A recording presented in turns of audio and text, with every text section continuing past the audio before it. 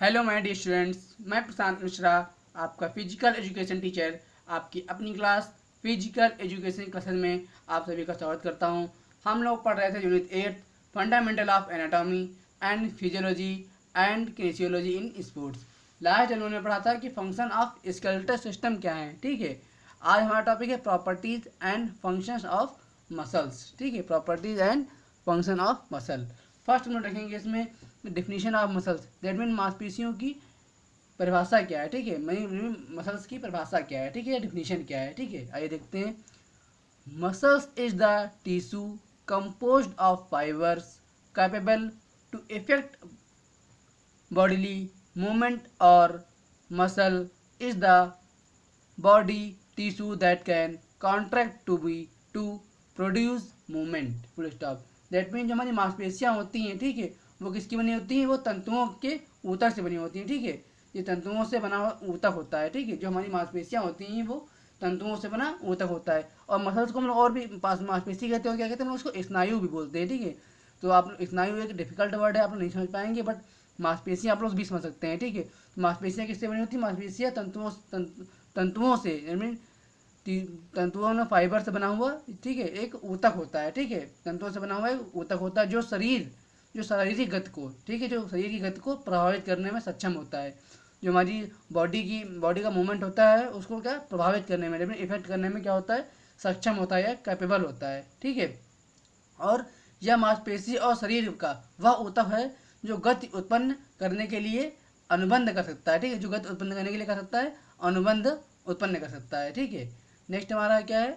Next हम देखेंगे इसकी फंक्शंस क्या हैं। ठीक, फर्स्ट हमारा क्या है? फर्स्ट हमारा एक्साइटेबिलिटी। ठीक है, एक्साइटेबिलिटी। ठीक है, स्टेबिलिटी क्या होती है? स्टेबिलिटी एक मांसपेशी को सक्रिय करने की क्षमता है। ठीक है, एक मांसपेशी को क्या है? ये मसल्स को क्या करने की क्षमता है?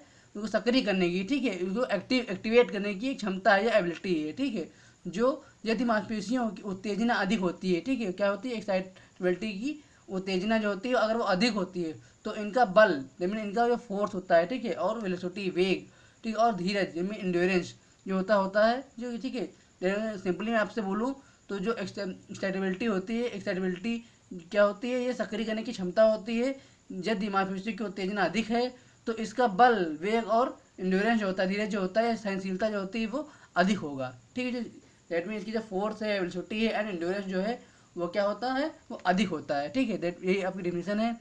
Excitability is the ability of muscle to activate, full stop, if the excitability of the muscle is greater. मैंने भी आपको बताया ना, it's force, velocity and endurance will also be greater. मैंने भी आपको बताया कि अगर मांसपेशियों की उत्तेजना अधिक होती है, ठीक है, मांसपेशियों की उत्तेजना क्या होती है? अधिक होती है, तो इसका बल, वेग, इंड्योरेंस भी, ये इसकी क्या हो गया? इसका फोर्स हो गया, वेलोसिटी हो गया और इंड्योरेंस हो गया, तो ये भी क्या होगा? ये भी ग्रेटर होगा, दैट मीन अधिक होगा। ठीक है, नेक्स्ट हेडिंग हमारी क्या है? नेक्स्ट हेडिंग हमारी है कॉन्ट्रैक्टिबिलिटी। कॉन्ट्रैक्टिबिलिटी क्या होती है? इसका मतलब होता है सिकुड़न। ठीक है, contractibility is the ability of the muscle to shorten forcibly when it is stimulated adequately, full stop। The muscle changes its shape when stimulated। ठीक, stimulated दैट मीन सिकुड़न होती है जब यह पर्याप्त रूप से सिमुलेटेड हो। ठीक है, जब यह पर्याप्त रूप से क्या हो? स्टिमुलेटेड हो या सिमुलेटेड हो। ठीक है, सिमुलेटेड हो तो मांसपेशियों को जबरन, ठीक है, जबरदस्ती छोटा करने की क्षमता होती है। ठीक है, तो मांसपेशियों को जबरन छोटा करने की, मीन फोर्सली छोटा करने की क्षमता होती है। ठीक है, मसल शॉर्टन फोर्सबली लेकिन मांसपेशियों को जबरन छोटा करने की क्षमता होती है। और उत्तेजित होने पर, उत्तेजित होने पर क्या करती है? उत्तेजित होने पर अपना आकार बदल लेती है। जब ये उत्तेजित हो जाती है तो क्या करती है? अपना आकार बदल लेती है। The muscles changes its shape when stimulated. ठीक है, नेक्स्ट हेडिंग हमारी क्या? नेक्स्ट हेडिंग हमारी है एक्सटेंसिबिलिटी। ठीक है, extensibility is the ability of the muscle to be stretched और intended, full stop। The muscle fibers shorten while contracting, full stop, but they can be stretched then beyond their resting length when relaxed, full stop।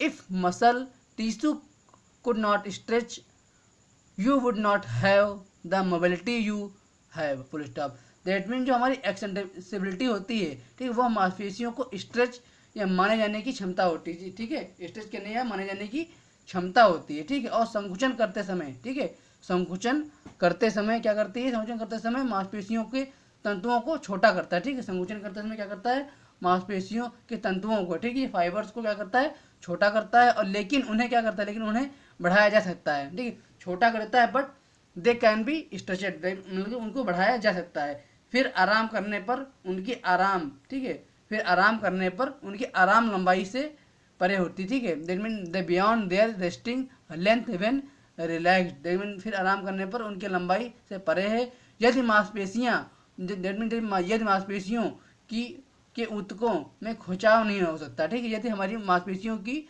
ऊतकों में खिंचाव नहीं हो सकता है, muscle tissues could not stretch, ठीक है, नहीं हो सकता है, तो आपके पास गतिशीलता नहीं होगी, that mean you would not have mobility, ठीक है, क्या नहीं होगी हमारे पास, क्या नहीं होगी, तो आपके पास क्या नहीं होती, गतिशीलता नहीं होती, मोबिलिटी यू हैव, ठीक है। ये हमारा क्या था, ये हमारा पॉइंट था एक्सटेंसिबिलिटी, ठीक है, एक्सटेंसिबिलिटी, ठीक है। नेक्स्ट हमारी क्या है, इलास्टिसिटी, ठीक है, नेक्स्ट हमारी क्या है, इलास्टिसिटी, ठीक है। इलास्टिसिटी क्या होती है, elasticity is the ability of the muscle tissue to return to its normal resting length, to return to its normal resting length and shape after being stretched. If the muscle tissues does not have elasticity, it would remain as its stretched length.